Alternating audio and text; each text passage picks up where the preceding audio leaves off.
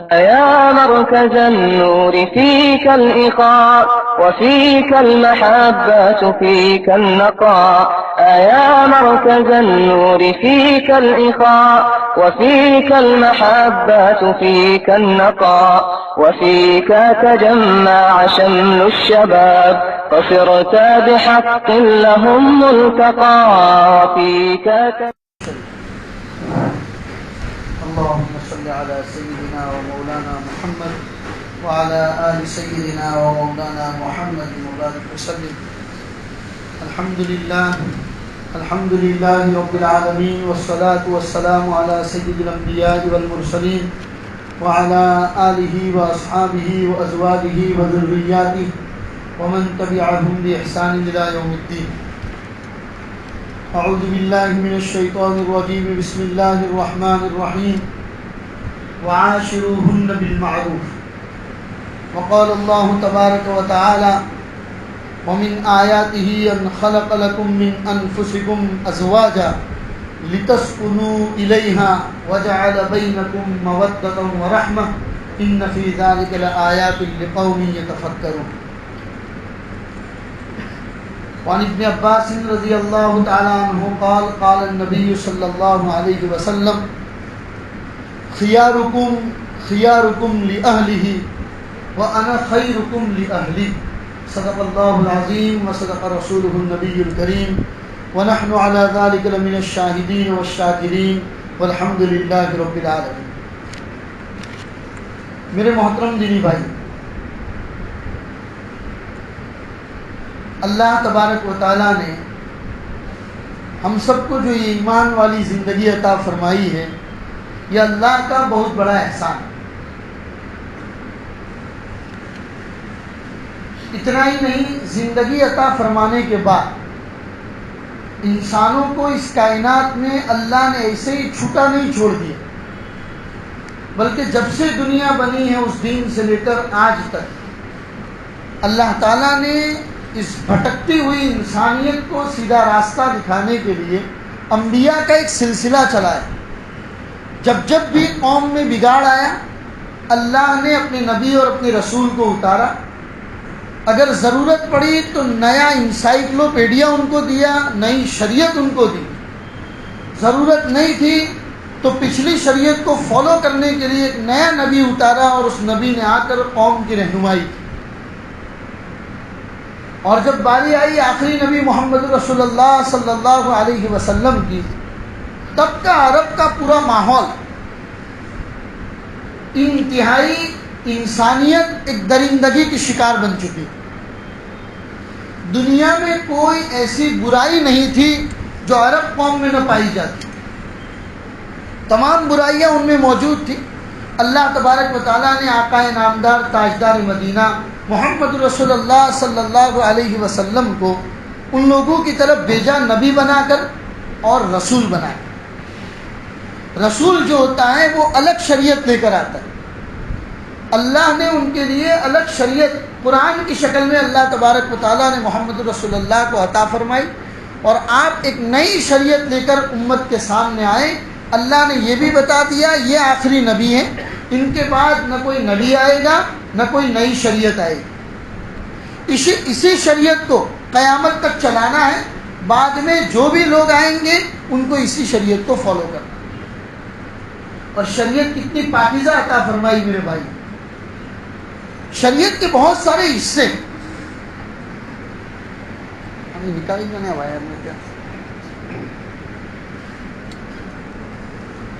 شریعت کے بہت سارے حصے ہیں.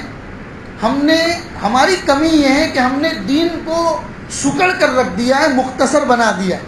5 وقت کی نماز پڑھ لی، رمضان کے روزے رکھ لیے، اور اللہ نے اگر مال دیا تھا حج کر دیا، زکوٰۃ ادا کر دی. بس اسی چیز کو ہم نے دین بنا دیا ہے. دین کو گویا کہ سکڑ کر رکھ دیا. حالانکہ دین اتنا چھوٹا نہیں ہے، اس کے بہت سارے ڈپارٹمنٹ ہیں، بہت سارے حصے ہیں. اس میں سب سے اول نمبر پر ایمانیات آتی ہے کہ بھئی آپ کا اپنا ایمان درست ہے کہ نہیں. ٹٹول لو کہ ہم اپنے رب اللہ کو مانتے ہیں، نبی محمد رسول اللہ کو مانتے ہیں. اگر یہ بات آپ کی مضبوط ہے، الحمدللہ میرا اور آپ کا ایمان مضبوط ہے. دوسرے نمبر پر عبادات آتی. اسی ایمان کو باقی رکھنے کے لیے اللہ نے عبادتوں کا نظام چلایا. بھئی 5 وقت میں آپ نماز پڑھو، ہفتے میں 1 مرتبہ جمعہ پڑھو، تمام لوگ جمع ہو، اور سال میں 1 مرتبہ حج کے لیے جاؤ، حج کی عبادت ادا کرو، سال میں 1 مرتبہ رمضان کے روزے رکھو. یہ تمام عبادات آتی. عبادات کے بعد ہمارے ایمان اور شریعت کا ایک حصہ معاملات آتے. معاملہ، آپ کاروباری لائن کے ہیں تو آپ کیسے کاروبار کرتے ہیں؟ محمد رسول اللہ سب کر کے دکھا گئے. آپ بازار میں رہتے ہیں، بزنس کرتے ہیں، لوگوں کے ساتھ آپ کی ڈیل کا معاملہ کیسا ہے، لین دین کا معاملہ کیسا ہے، پیسوں کا لین دین آپ کا کیسا ہے. ایک بیٹھک میں کرتے ہیں. سونے کا سونے سے کاروبار کرتے ہو تو کیسا کرتے ہو؟ ارے گیہوں کا گیہوں سے، نمک کا نمک سے، چاول کا چاول سے اگر آپ کاروبار کرتے ہو تو اس کے بھی مسائل ہیں. اس میں اگر 1 گرام 5 گرام آگے پیچھے ہو گیا تو آپ کا پورا کاروبار خراب ہو جائے. اس کے مسائل بتائے اللہ کے رسول نے. بلکہ حضور خود مدینہ کے بازار میں تشریف لے جاتے اور تمام بزنس مین لوگوں کو اللہ کے رسول یہ کہہ کر پکارتے، یا معاشر التجار. اس سے پہلے تاجر لوگوں کے لیے عرب میں گھٹیا لفظ استعمال ہوتا تھا. تاجر کے لیے کوئی اچھا لفظ نہیں تھا، بزنس مین کے لیے اچھا لفظ نہیں تھا. یہ آقا نامدار کا احسان تھا. محمد رسول اللہ نے مدینہ کے بازار میں ان کو یا معاشر التجار کہہ کر پکارا، اے تاجروں کی جماعت. تاجر کا لفظ اللہ کے رسول نے دیا تھا. وہ خود کہنے لگے اتنے پیارے لفظ سے ہم کو کسی نے نہیں پکارا. پھر اللہ کے رسول نے معاملات بتائے کہ بھئی کاروبار کرو گے تو کیسے کرو گے، تمہاری ڈیل کیسی ہونی چاہیے، ادھار کا کاروبار کرو گے تو کیسے کرو گے، کیش کا کاروبار کرو گے تو کیسے کرو گے. یہ تمام طریقے اللہ کے رسول نے بتائے. قرض اگر کسی کو دیتے ہو، قرض کسی سے لیتے ہو، فرمایا یا ایھا الذین آمنوا اذا تداینتم بدین الی اجل مسمی فاکتبوا. کسی کے ساتھ قرض کا لین دین کرو تو لکھو. یہ مت بولو کہ میرے تو اس کے ساتھ تعلقات اچھے ہیں، دوستانہ تعلقات ہیں، پرانی پہچان ہے، بعد میں اسی کی وجہ سے تعلقات خراب ہوتے ہیں. پیسے ہی تعلقات زیادہ خراب کرتے ہیں. شریعت پر عمل کرو میرے بھائیوں. شریعت تمہیں کہتی ہے قرض دو یا لو، کسی کو گواہ بنا دو، 2 آدمی کو گواہ لے کر جاؤ. بڑی رقم آپ دیتے ہو تو کسی کے ساتھ اس کا لین دین، اس کے لکھان کرو. یہ شریعت کہتی ہے. بہرحال یہ معاملات تھا. تو جیسے اول درجے پر ایمان، ہمارے اسلام کے اندر ایمان آتا ہے، پھر اس کے بعد عبادات آتی ہیں، عبادات کے بعد آپس کے معاملات آتے ہیں، اور پھر اس کے بعد آتی ہے معاشرت، آپس کی زندگی. بیٹے کی باپ کے ساتھ زندگی، ماں کے ساتھ زندگی، اپنی اولاد کے ساتھ زندگی، بھائیوں کے ساتھ زندگی، بیوی کے ساتھ زندگی کیسی ہے، اسی کو معاشرت کہتے ہیں. اور آج اسی ٹاپک پر ہم آپ کے سامنے بات کرنا چاہتے ہیں. ہم نے آپ کے سامنے ایک آیت پڑھی قرآن کریم کی 4 پارے کی، جس میں اللہ فرماتے ہیں وَعَاشِرُوهُنَّ بِالْمَعْرُوفِ. عورتوں کے ساتھ زندگی گزارو بھلائی کے ساتھ. اللہ نے فرمایا ان کے ساتھ بھلائی کا معاملہ کرو. اور حدیث بھی میں نے آپ کے سامنے پڑھی جس میں اللہ کے رسول نے فرمایا خیارکم خیارکم لأہلی.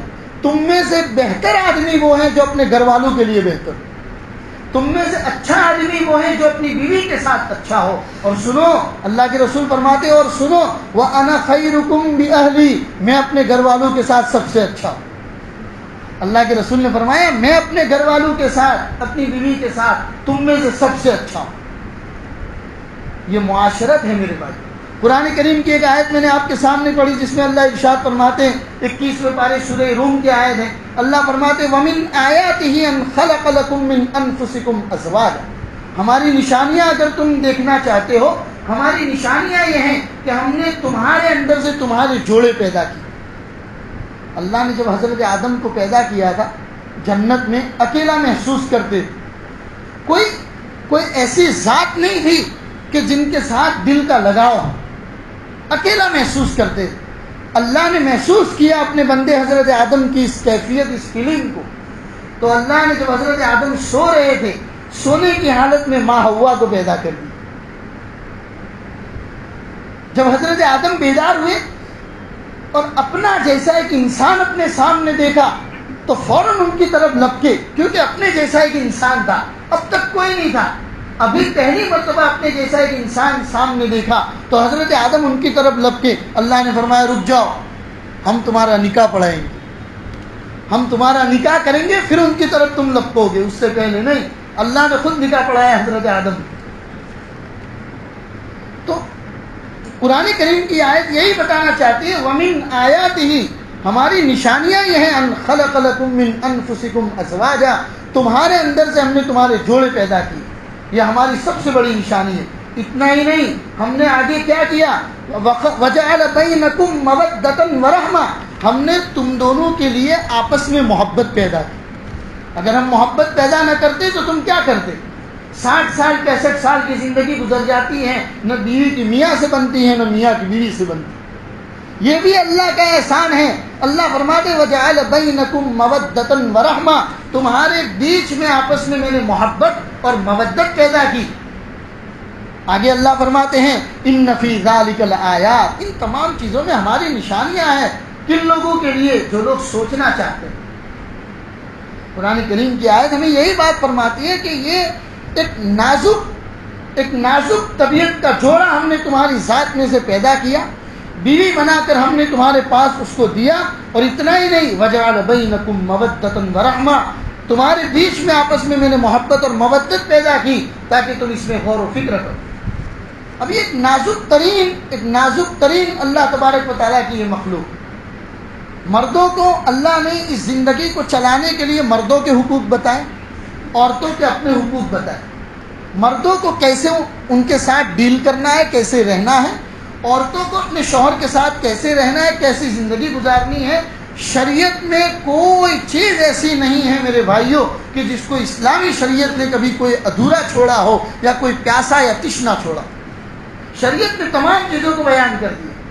ان کے ساتھ کیسی پارٹیسپیٹ کرنا ہے, کیسی زندگی گزارنی ہے, کیونکہ آپ نے نکاح کر لیا. نکاح کے بعد ایک لمبی زندگی ہے جس میں اللہ نے فرمایا قرآن کریم کے دوسرے پارے میں ہن لباس لکم وانتم لباس لہن, وہ تمہارا لباس ہے اور تم ان کا لباس ہو. دیکھیے ایگزامپل کیسا دیا اللہ نے. میاں بیوی کی زندگی کو آپس میں اللہ نے جو ایگزامپل دیا ہے وہ لباس سے دیا. ہن لباس لکم وانتم لباس لہن. لباس کیا کام کرتا ہے میرے بھائی؟ ہمارے بدن کے اندر اگر کوئی عیب ہے یہ لباس چھپانے کا کام کرتا ہے.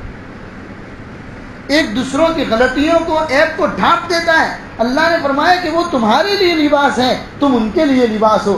کمی کس میں نہیں ہے. کوئی دنیا میں ایسا انسان ہے جو یہ دعویٰ کرے کہ میرے اندر کوئی کمی نہیں ہے, میں بالکل مکمل انسان ہوں, پرفیکٹ مین ہوں, میرے اندر کسی قسم کی کوئی کمی نہیں ہے. دنیا کا کوئی انسان دعویٰ نہیں کر سکتا. بغیر عیب کی اگر کوئی چیز ہے تو وہ اللہ کی ذات ہے. اللہ کی ذات کو چھوڑ کے ہر انسان حقدار ہے میرے بھائی. تو غلطیاں ہوتی ہیں, کبھی مردوں سے ہوتی ہیں, کبھی عورتوں سے ہوتی ہیں. اللہ تبارک و تعالیٰ نے فرمایا بیلنس بنا کے رکھو, بیلنس بنا کے رکھو اور زندگی گزارو, تبھی تو تم صحیح مرد کہلانے کے قابل ہو. ہن لباس لکم وانتم لباس لہن, وہ تمہارا لباس ہے اور تم ان کا لباس. پھر بہت سارے احکام اللہ تبارک و تعالیٰ نے میاں بیوی کی زندگی کے لیے دیے. یاد رکھیے معاشرت کی جو زندگی ہے اس کے بہت سارے ڈپارٹمنٹ ہیں. ان ڈپارٹمنٹ میں سب سے بڑا شعبہ اور ڈپارٹمنٹ خاندان. اور انسان اگر اپنے خاندان میں بیلنس بنا کے رکھنا چاہتا ہے, خاندان کو اچھا اور عمدہ اور سکون والا بنانا چاہتا ہے, تو اس کی ابتدا ہوتی ہے میاں بیوی سے. کیونکہ اللہ نے جب یہ آیت بیان کی کہ ہم نے تمہارے اندر جوڑے پیدا کیے, کیوں؟ اللہ نے وجہ بھی بیان کی لِتَسْكُنُوا إِلَيْهَا, تاکہ تمہیں ان سے سکون ملے. یہ سکون کے لیے اللہ نے بنایا. آدمی تھکا ہارا, پورے کاروبار سے تھکا ہارا جب گھر جاتا ہے, بیوی کی ایک مسکراہٹ اس کی تھکان کو دور کر دیتی. وہ بیلنس بنانے کو کہا گیا. یہ سکون کی چیز اللہ نے بنائی.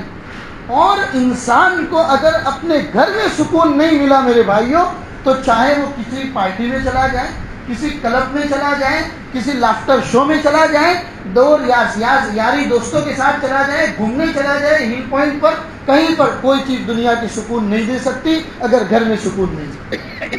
سکون کا منبع, مرجع, سکون کا سب سے بڑا پوائنٹ اگر کوئی ہے تو خاندان. اپنا گھر ہے، سکون اگر ڈھونڈنا چاہتے ہو تو اپنے گھر کے اندر سکون کی ابتدا کرو. اگر آپ کو آپ کے گھر میں سکون مل گیا، دنیا کے ہر چیز میں آپ کو سکون ملے گا. قرآن کریم کہہ رہا ہے، میں نہیں کہہ رہا. اللہ فرماتے ہیں قرآن کریم میں لِتَسْكُنُوا إِلَيْهَا، ہم نے بنایا ہی یہ جوڑا تمہارے لیے اس لیے تاکہ تم ان کے پاس جا کے سکون حاصل کرو. اور پھر کسی نے مثال کے طور پر فرمایا کہ میاں بیوی یہ سائیکل اور گاڑی کے پہیوں کی طرح ہے. اگر کوئی بھی پہیہ پنچر ہو گیا یا اس میں کسی قسم کی کمی آ گئی، وہ گاڑی یا وہ سائیکل چل نہیں سکتی. اور ایک پہیہ دوسرے پہیے کو اگر دوش دے گا، ایک پہیہ اگر دوسرے پہیے پر بلیم کرے گا کہ تیری غلطی ہے، اس وجہ سے ہماری گاڑی نہیں چل رہی ہے، ایسا کبھی نہیں ہوگا. سب کو مل کے تمام پہیوں کو درست کرنا پڑے گا، تب جا کے گاڑی چلے گی. تو میاں بیوی یہ اسی گاڑی کی طرح ہے. زندگی کی گاڑی اگر آگے بڑھانا چاہتے ہو تو دونوں کے اندر کسی قسم کا ایڈجسٹمنٹ ہونا چاہیے. میاں صرف اپنے ہی حقوق عورت کے سامنے بتاتا پھرے، میرے یہ حقوق ہے، میرے وہ حقوق ہے، میرے وہ حقوق ہیں. عورت صرف اپنے ہی حقوق بتاتی پھرے، زندگی کی گاڑی کبھی بھی نہیں چلے. ہم سب کے لیے نمونہ آقا نامدار تاجدار مدینہ محمد رسول اللہ صلی اللہ علیہ وسلم کی زندگی ہمارے سامنے نمونہ ہے. ہمیں کسی اور کو آئیڈیل بنانے کی ضرورت نہیں. آقا کی پوری زندگی دیکھ لیجیے انشاءاللہ. ہم آئندہ ربیع الاول کے مہینے میں سیرت کے عنوان پر 5 جمعہ جو آئیں گے اس میں گفتگو کریں گے. تو اس میں نبی پاک صلی اللہ علیہ وسلم کی پرسنل لائف بھی آپ کے سامنے رکھیں گے انشاءاللہ. حضور کی سیاسی اور پولیٹیکل لائف بھی آپ کے سامنے رکھیں گے. حضور صلی اللہ علیہ وسلم کی تجارتی زندگی، معاشرتی زندگی، معاملات کی زندگی، وہ بھی انشاءاللہ ربیع الاول کے مہینے میں آپ کے سامنے رکھیں گے. ہم ابھی تو صرف یہ بتانا چاہتے ہیں، خود سیدنا حضرت عائشہ صدیقہ رضی اللہ تعالیٰ عنہ بیان کرتی ہے، جب میری رخصتی ہوئی اللہ کے رسول صلی اللہ علیہ وسلم کے گھر میں بہت چھوٹی تھی، اتنی چھوٹی تھی کہ کپڑوں کی بنی ہوئی گڑیا کھیلنے کے لیے اللہ کے رسول کے گھر پر لے کر آئی تھی. میرے سامان کے اندر گڑیاں تھی کھیلنے کے لیے. اور جب اللہ کے رسول صلی اللہ علیہ وسلم گھر میں تشریف فرما نہیں ہوتے تھے تو میری سہیلیاں بہت تھی. میری سہیلیاں میرے ساتھ کھیلنے کے لیے گھر میں آ جاتی تھی. اور جب دور سے اللہ کے رسول کو آتا ہوا دیکھتے تھے تو وہ سہیلیاں گھر میں چھپ جاتی تھی اور میں اللہ کے رسول کے سامنے اکیلی بیٹھ جاتی. اللہ کے رسول دیکھتے تھے کہ میری سہیلیاں گھر میں چھپی ہوئی ہے تو اللہ کے رسول ان کو بلاتے تھے کہ آؤ جاؤ عائشہ کے ساتھ جا کے کھیلو. یعنی میری ضرورت کا اتنا خیال رکھتے تھے آقا نامدار. کبھی کبھی مدینہ کے بازاروں میں حبشی بچے کھیل دکھانے کے لیے آتے تھے، جیسے آج کل مداری لوگ کھیل دکھاتے. اس زمانے میں حبشی بچے کھیل دکھانے کے لیے آتے تھے. مجھے وہ کھیل دیکھنے کی بڑی طلب ہوتی تھی. اللہ کے رسول صلی اللہ علیہ وسلم گھر کے دروازے پر کھڑے رہتے تھے. میں اپنی ٹھڈی اللہ کے رسول کے کندھے کے اوپر رکھتی تھی اور وہ کھیل دیکھتی تھی. اور جب تک وہ کھیل ختم نہیں ہوتا تھا، قربان جاؤ محمد رسول اللہ پر، اللہ کے رسول کھڑے رہتے تھے. کبھی یہ نہیں کہتے تھے کہ عائشہ میرا کندھا درد کرتا ہے. پوچھتے تھے عائشہ تیرا پیٹ بھرا؟ میں نے کہا نہیں بھرا. تو اللہ کے رسول کھڑے رہتے. اور جب تک وہ کھیل ختم نہیں ہو جاتا تھا، محمد رسول اللہ صلی اللہ علیہ وسلم میری ضرورت کا خیال رکھتے ہوئے وہاں پر کھڑے رہتے. کون؟ وہ محمد رسول اللہ جس کے لیے اس کائنات کو بنایا گیا. وہ نہ ہوتے تو دنیا ہی نہ ہوتی. اللہ کے رسول حضرت عائشہ کی ضرورت کا اتنا خیال رکھ رہے ہیں میرے بھائی. اور آپ کو معلوم اللہ کے رسول کی روٹین لائف کیا تھی؟ اللہ کے رسول کی جو روٹین لائف تھی اس میں جتنے بھی باہر کے دنیا کے باہر کے ممالک کے ڈیلیگیشن آتے تھے اللہ کے رسول کی ملاقات کے لیے، ان تمام ڈیلیگیشن کی ملاقات صبح یا ظہر کے بعد کی جاتی.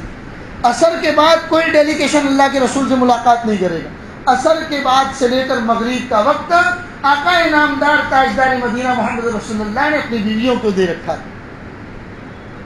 حضور جاتے، گھر میں تشریف لے جاتے، ان کے پاس بیٹھتے، پورے دین کی ان کی ضروریات معلوم کرتے.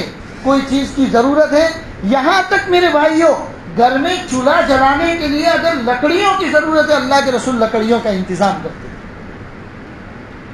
آج میری اور آپ کی بیوی نے اگر یہ کہہ دیا کہ سلنڈر ختم ہو گیا ہے، شام کو آتے وقت لیتے آئیے گا، ہم تیور دکھائیں گے.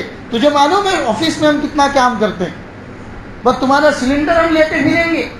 وہاں پر سب دکھائیں گے. یہاں آقا انعامدار ہیں جو گھر کے لیے لکڑیوں کا انتظام فرما رہے. گھر میں جاتے کوئی چیز کھانے پینے کی تیار ہوتی حضور نوش فرماتے, معلوم کرتے کہ تمہیں کسی چیز کی ضرورت ہے. حتیٰ کہ خرچہ بھی بندھا ہوا تھا, ہر ایک کو کتنا خرچہ دینا ہے وہ خرچہ بھی بندھا ہوا تھا. اللہ کے رسول خرچے کا انتظام فرماتے تھے. پوری زندگی, حضور کی پوری زندگی آئیڈیل اور نمونے کے طور پر ہمارے پاس موجود ہے. لہذا میرے بھائیوں, اگر ہم سب اپنی معاشرتی زندگی کو درست کرنا چاہتے ہیں تو معاشرت کے اندر سب سے بڑا ڈپارٹمنٹ ہے خاندان. اور خاندان کی ابتدا میاں بیوی سے ہوتی ہے, اپنے گھر سے ہوتی ہے. اس نظام کو درست کر دیجئے, ایڈجسٹمنٹ کی عادت ڈالیے, ایک دوسروں کی ضرورتوں کو اور ایک دوسروں کی تکلیفوں کو, ایک دوسروں کی طرف سے آنے والی حالات کو دبانے کی, لیٹ گو کرنے کی عادت ڈالیے. دیکھیے زندگی کی پٹری کیسی چلتی. اور عورت میں اگر کچھ نہ ہو میرے بھائیوں, اللہ نے سب سے بڑی چیز جو عورت کو عطا فرمائی ہے نا, وہ ہے بہت کچھ کر گزرنے کا جذبہ. آپ کبھی ٹھنڈے دماغ کے ساتھ بستر پر سونے کے لیے جاؤ تو ٹھنڈے دماغ سے سوچیے. صبح سے اٹھتی ہے, آپ کے پورے گھر کا انتظام کرتی. گھر بڑا ہے جس میں صوفے پردے سب لگا ہوا ہے تو اس کی پوری صفائی کا انتظام کرتی. آپ کے بچے مدرسہ اور اسکول جاتے ہیں, ان کے کپڑوں کا انتظام کرتی ہے, ان کو تیار کر کے بھیجتی ہے, ان کے ٹفن کا انتظام کرتی ہے. آپ کاروبار پہ آتے ہیں, دکان پہ آتے ہیں, آپ کے ٹفن کا انتظام کرتی ہے. گھر میں بوڑھے ماں باپ ہیں, ان کو کھلانے پلانے کا انتظام کرتی ہے. پھر صبح جتنے کپڑے آپ اور آپ کے بچے نکال کر گئے ہیں ان کے کپڑے دھونے کا انتظام کرتی ہے. شام کو آپ آنے والے ہیں تو اس سے پہلے آپ کے کھانے کا انتظام کرتی ہے. آپ کے گھر کا خیال رکھتی ہے, آپ کے بچوں کا خیال رکھتی ہے, آپ کے بوڑھے ماں باپ کا خیال رکھتی ہے. اس کے علاوہ خاندان کے لوگوں میں شادی بیاہ, موت میت, جہاں کہیں پر جانا ہے وہ پورا اٹینڈ کرتی ہے اور پورے معاملے کو درست کر کے رکھتی ہے. شام کو جب آپ گھر واپس آتے ہیں بہترین طریقے سے آپ کا ویلکم کرتی ہے اور آپ کی پوری سہولت پہنچانے کا انتظام کرتی ہے. تھوڑی دیر کے لیے سوچو کہ اگر ان تمام کاموں کے لیے ہمیں کوئی نوکرانی یا کام والی گھر میں رکھنی پڑے تو کتنا خرچہ آئے گا. کپڑے کا الگ, برتن کا الگ, گھر کی صفائی کا الگ, بچوں کی حفاظت کا الگ, بچوں کو تیار کرنے کا الگ, بچوں کو اسکول لے جانا لانے کا الگ. اور یہ تمام کام بغیر 1 روپیہ لیے یہ تمام کام آپ کے گھر میں کرتی ہے. اسی لیے کہتے ہیں اللہ نے اس کو بہت سارا کام کرنے کا جذبہ دیا. ہاں, کمی اگر ہے تو ناشکری کی. کبھی کبھی ناشکری کی وجہ سے یہ تمام کیے کرائے پر پانی پھیر دے. اسی لیے شریعت میں بتایا گیا عورتوں کو شکر گزاری کی عادت ڈالے.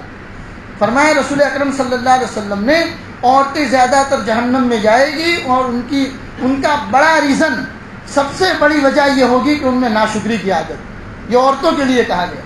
اور مردوں کو کہا گیا کہ ان کی ضرورت کا خیال رکھیں. عورت کے لیے 3 چیزوں کا انتظام کرنا یہ مردوں کی ذمہ داری. مردوں کو عورت کو کیا دینا ہے؟ 3 چیزوں کا انتظام. فرمایا سب سے پہلے عزت دے.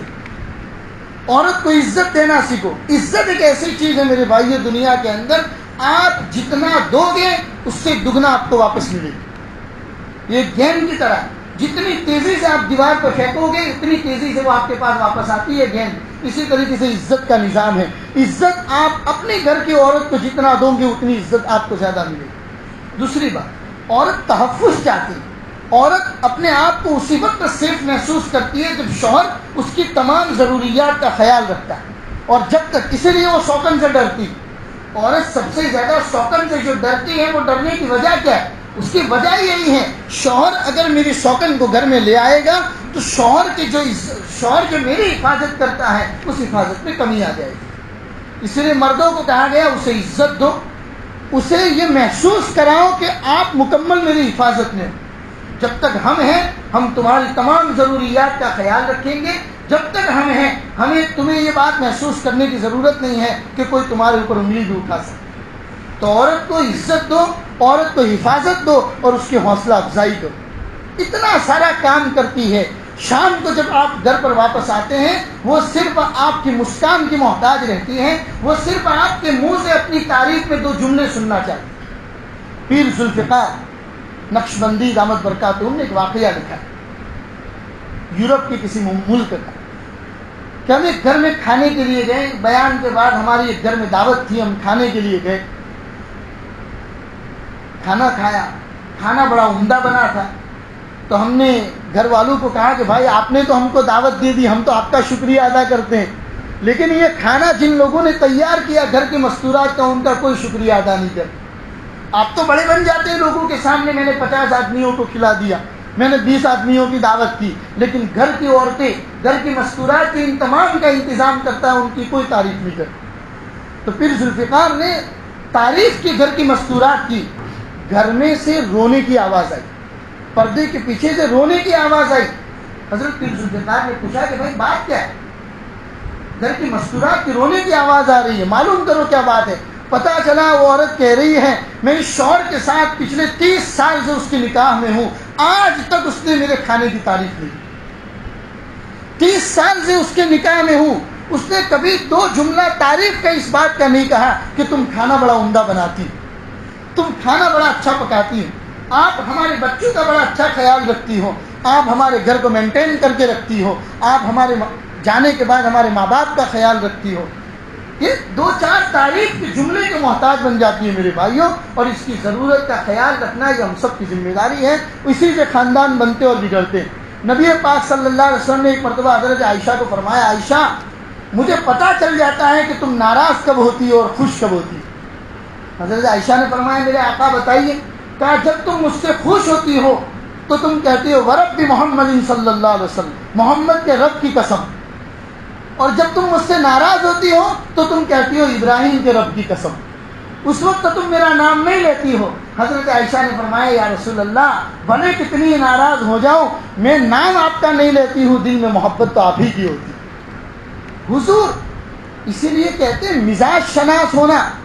میں اور آپ باہر نکل کر تو بڑی بڑی باتیں کر دیتے ہیں دوستوں کے سامنے، ہم بڑے انٹیلیجنس بن جاتے ہیں اور بہت بڑا فلسفہ ان کے سامنے بیان کرتے ہیں۔ کبھی آپ نے اپنے گھر کے مستورات کے مزاج کو سمجھنے کی کوشش کی؟ آپ نے کبھی اس کے مزاج کو پہچانا؟ اسی لیے کہا کہ اس کے مزاج کو پہچانیے۔ یہ دیکھیے رسول اکرم صلی اللہ علیہ وسلم حضرت عائشہ کو فرما رہے ہیں عائشہ مجھے پتہ چل جاتا ہے تم ناراض کب ہوتی اور خوش کب ہوتی۔ اسی لیے میرے بھائیوں ان کے مزاج کو پہچانو۔ حضرت عائشہ صدیقہ رضی اللہ تعالیٰ عنہ کی روایت میں نے آپ کے سامنے بیان کی۔ اسی لیے عورتوں کے اندر قربانیاں دینے کی بڑی فطرت کا جذبہ ہوتا ہے، قربانیوں کا بہت بڑا جذبہ عورتوں میں موجود ہوتا ہے، لہذا ان کی قدر کرو میرے بھائیوں، آپس کی زندگی کو درست کرو۔ خاندان کا نظام اگر درست ہوگا، جس وقت آپ اپنے گھر سے اپنے کاروبار کے لیے نکلیں گے ایک سکون کے ساتھ نکلیں گے، شام کو جب واپس آئیں گے اپنے گھر میں آپ سکون پائیں گے۔ یہی اللہ تبارک و تعالیٰ قرآن کریم کی اس آیت میں لِتَسْكُنُوا إِلَيْهَا اس سے یہی بات ارشاد فرمانا چاہتے ہیں۔ خاندان کے نظام کو درست کر دیجئے۔ کتنے چھوٹی چھوٹی باتوں کے اوپر کتنی طلاق واقع ہو رہی ہیں، چھوٹی چھوٹی باتوں کے اوپر عورتیں ناراض ہو کر اپنے میکے میں چلی جاتی ہیں، جب ان کا ریزن معلوم کرتے وجوہات معلوم کرتے تو کوئی بڑی وجہ نہیں ہے۔ نہ عورت شوہر کو سمجھنے کی کوشش کرتی ہے، نہ شوہر عورت کو سمجھنے کی کوشش کرتی ہے۔ شادی بیاہ صرف اپنی جسم کی لذت پورا کرنے کا نام شادی نہیں ہے میرے بھائیوں، شادی 2 خاندانوں کو جوڑنے کا نام ہے، 2 خاندانوں کے مزاج کو سمجھنے کا نام ہے، اسی کا نام شادی ہے۔ شادی صرف لذت پورا کرنا نہیں ہے، ورنہ تو لذت پورا کرنے کے کتنے جائز اور ناجائز اور حرام طریقے دنیا کے اندر موجود ہیں۔ 2 خاندانوں کو جوڑنے کو کہا گیا، اور 2 خاندان اگر آپ کی شادی سے جڑتے ہیں، 2 خاندانوں میں مودت اور محبت اگر پیدا ہوتی ہے تو آپ کی شادی کامیاب۔ اس لیے فرمایا لو آفٹر میرج کہا گیا، یعنی آپ کو یہ نہیں کہا گیا کہ بھئی پہلے لو کرو پھر اس کے بعد شادیاں کرو۔ اسلامی نظام یہ نہیں ہے، اسلامی نظام یہ ہے کہ جس سے شادی کرو اس کے محبت کا پورا سلوک پورا حق ادا کرو۔ شادی کرو پھر محبت کرو، محبت دو اس کو، کیونکہ وہ صرف محبت کی محتاج ہے اور اس کے علاوہ کسی اور چیز کی محتاج نہیں۔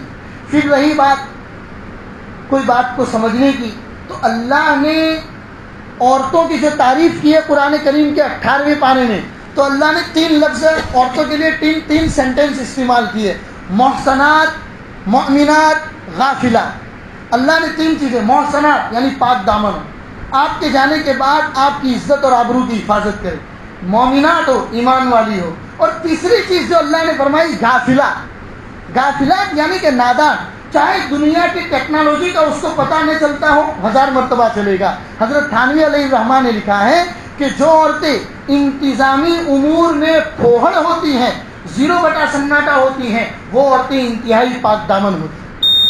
اور جس مرد کو پاک دامن اگر عورت مل گئی، میرے بھائیو، دنیا میں جنت مل گئی آپ کو۔ اللہ تبارک و تعالی ہمیں عورتوں کی قدردانی کی، خاندان کے معاشرتی نظام کی حفاظت کی توفیق عطا فرمائے۔ اس کے بعد 2-3 ضروری اعلان تھے، وہ اعلان میں آپ کو کر دوں۔ جمعہ کا دن ہے، بڑا مبارک دن ہے، دعاؤں کی قبولیت کا دن ہے۔ کتنے ہمارے مسلمان نوجوان بھائی جیلوں کے اندر بند ہیں، ان کے لیے بھی دعا کرے، خاص طور پر مولانا کلیم صاحب صدیقی، ڈاکٹر عمر گوتم، اور اس کے علاوہ مفتی جہانگیر قاسمی، حافظ ادریس، خالد سیفی، عمر خالد، میزان حیدر، اطہر خان، شاہ رخ پٹھان، ایسے بہت سارے لوگ ہندوستان کے مختلف علاقوں میں بالکل ناحق بنیاد پر جیلوں میں بند ہیں۔ دعا کرے کہ اللہ تبارک و تعالیٰ اپنے غیب سے کوئی ایسا انتظام فرمائے کہ یہ لوگ باعزت ہو کر، بری ہو کر باہر آ جائے۔ ہم سب جب گھر کو شام کو واپس جاتے ہیں میرے بھائیوں، ہمارے بچے ہماری تھیلی دیکھتے ہیں کہ ابا کیا فروٹ لائے، چاکلیٹ لائے۔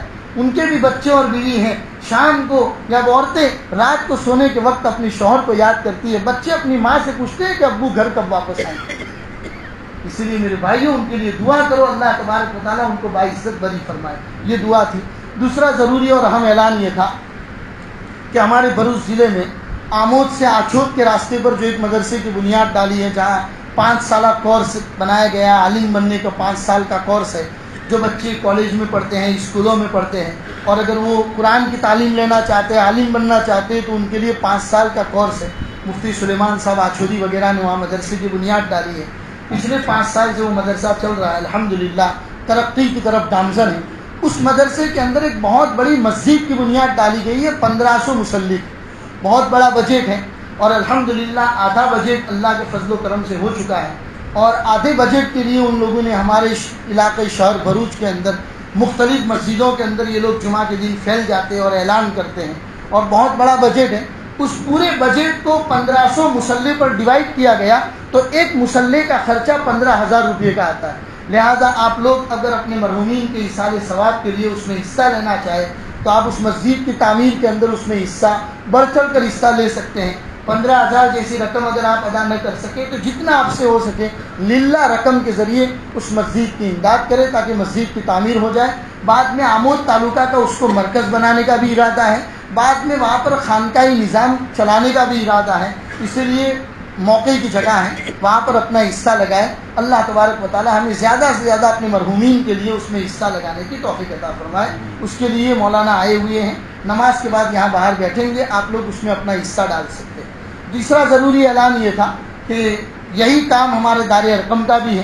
آپ جانتے ہیں کہ دن بدن مہنگائی بڑھتی چلی جاتی ہے، اور اللہ کا فضل و کرم ہے، قرض کچھ نہیں ہے، لیکن نظام اللہ تبارک و تعالیٰ چلا رہا ہے، اور الحمدللہ اللہ کی ذات سے امید ہے قیامت تک اللہ دار ارقم کے اس نظام کو چلائے گا، اور یہ نظام چلتا ہے ہم سب کی قربانیوں کی وجہ سے۔ ہم لوگ جمعہ کے دن اپنی جولی میں 20 روپیہ 50 روپیہ اپنی طاقت اور حیثیت کے مطابق جو بھی ڈالتے ہیں، اسی سے اللہ تبارک و تعالیٰ اس نظام کو چلاتے ہیں۔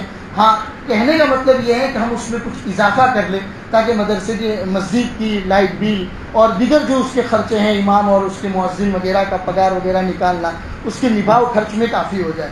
پھر یہ کہ مسجد کی آمدنی کے لیے وسیلہ میں جو گھر لیا گیا ہے 15 لاکھ روپیہ اس کی قیمت ہے، ابھی تک اس کا کچھ تھوڑا سا انتظام ہوا ہے، 1-2% انتظام ہوا ہے۔ آپ لوگ کوشش کریں اپنے رشتہ داروں کو، اپنے مرحومین کے ایصال ثواب کے لیے اس میں بھی حصہ لیں تاکہ اس گھر کی جو رقم ادا کرنی ہے وہ رقم بھی ادا ہو جائے اور مسجد کی آمدنی کا ایک مکمل طور پر انتظام ہو جائے۔ تیسرا اہم اور ضروری اعلان یہ تھا، آپ جانتے ہیں کہ ربیع الاول کا مہینہ شروع ہوتا ہے، ہم لوگ پورے سال تو محمد رسول اللہ کی سیرت کو پڑھتے نہیں ہیں، لیکن کم از کم آپ ربیع الاول کے مہینے میں محمد رسول اللہ صلی اللہ علیہ وسلم کی سیرت کو پڑھیں۔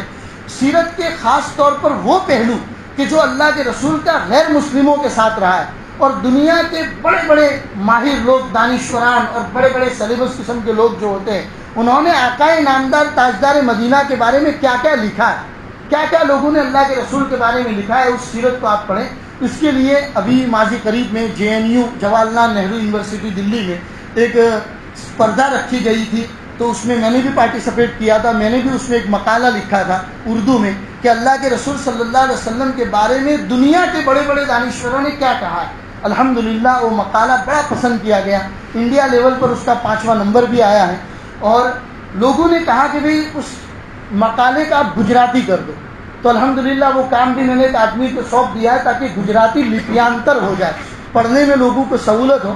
وہ تقریباً 25 پیج کا مقالہ ہے, ایسے جس کو انگریزی میں ایسے بولتے ہیں. تو وہ مقالہ میں نے تیار کیا ہے, اس کا لپیانتر کا کام بھی ہو رہا ہے. تو اس کو انشاءاللہ سوچ رہا ہوں کہ 12 ربیع الاول سے پہلے ایک چھوٹی سی 50 پیج کی کتاب کی شکل میں آپ کے سامنے آ جائے, آپ لوگ بھی اس کو پڑھیں اور لوگوں کو دیں جو اللہ کے رسول کی سیرت کو پڑھنا چاہتے ہیں. اس کا خرچہ انشاءاللہ 20 یا 22 روپیہ آئے گا, زیادہ نہیں آئے گا. ہم اس کو 500,000 عدد چھپانا چاہتے ہیں, تو آپ لوگ اس میں بھی حصہ لو تاکہ کسی اور کو محمد کی سیرت پہنچانے میں ہم لوگوں کا بھی حصہ لگ جائے. میں بھی حصہ لوں گا, میرے گھر والے بھی حصہ لیں گے. میں چاہتا ہوں دار ارقم کا ہر مسلح اس کے اندر حصہ لے تاکہ دار ارقم کی اس پلیٹ فارم سے محمد رسول اللہ کی سیرت صرف مسلمانوں تک نہیں بلکہ غیر مسلموں تک پہنچے. اللہ تبارک و تعالیٰ کہنے سننے سے زیادہ ہم سب کو اس پر عمل کی توفیق عطا فرمائے. وصلی اللہ علی النبی الکریم وعلی آلہ واصحابہ اجمعین برحمتک یا ارحم الراحمین.